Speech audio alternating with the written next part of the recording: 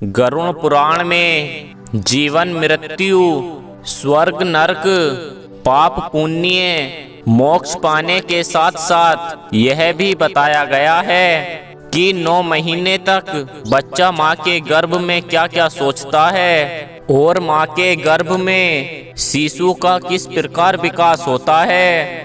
दोस्तों, आगे बढ़ने से पहले मेरी आपसे एक रिक्वेस्ट है, अगर आप हमारे इस चैनल पर नए हैं तो चैनल को सब्सक्राइब करके बेल आइकन को प्रेस जरूर करें। भविष्य पुराण में साफ साफ बताया गया है, माँ के गर्भ धारण करने के 50 दिन बाद उसमें अंकुर निकलने लगते हैं। पहले महीने में सर, गर्दन, पेट और पीठ की हड्डियों की माला बनने लगती है। 4 महीने में उस अंकुर के भाग में उंगली बन जाती हैं। 5वें महीने में मुख, नाक और जीभ बन जाती है। 7वें महीने में गुर्दा, योनि और नाभि बनती है। 8वें महीने में सभी अंग पूर्ण हो जाते हैं और सर में केस आ जाते हैं। और आगे बताया गया है, माँ जो भी भोजन के रूप में ग्रहण करती है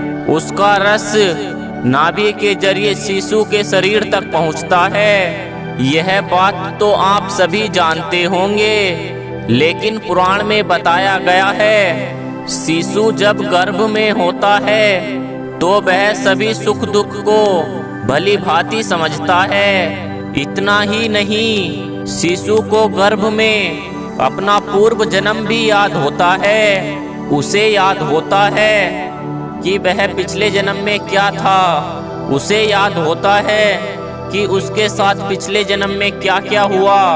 उसे याद होता है कि पिछले जन्म में उसकी मृत्यु कैसे हुई थी।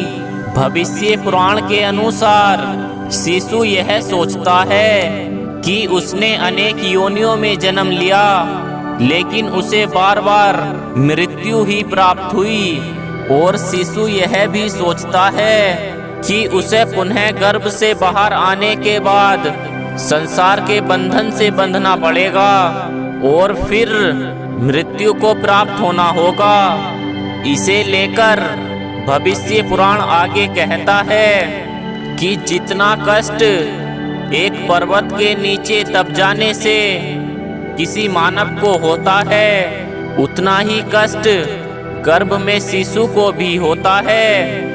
समुद्र में डूबने से जो कष्ट होता है वही कष्ट गर्भ के जल में शिशु को भी होता है। भविष्य पुराण आगे कहता है, सुई से बींधने पर जो कष्ट होता है उससे 8 गुना कष्ट गर्भ में होता है। भविष्य पुराण कहता है, इन कष्टों से कई गुना कष्ट जब होता है जब शिशु जन्म लेता है, क्योंकि जन्म लेते ही शिशु को जब बाहर की हवा छूती है तो वह अपना पूर्व जन्म भूल जाता है और वह अपने अस्तित्व और ईश्वर को भी याद नहीं रख पाता।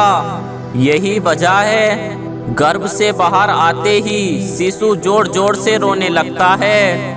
वह समझ ही नहीं पाता वह कहाँ था और अब कहाँ है। साथ ही गरुड़ पुराण यह भी बताता है, शिशु को गर्भ के अंदर और गर्भ से बाहर आते समय जो पीड़ा होती है उसके सामने ये सांसारिक पीड़ा कुछ भी नहीं है। तो दोस्तों, आपको हमारी यह वीडियो कैसी लगी प्लीज़ कमेंट बॉक्स में ज़रूर बताएं। अगर आपको हमारी यह वीडियो पसंद आई है तो प्लीज़ वीडियो को एक लाइक ज़रूर करें और अपने दोस्तों के साथ शेयर करें।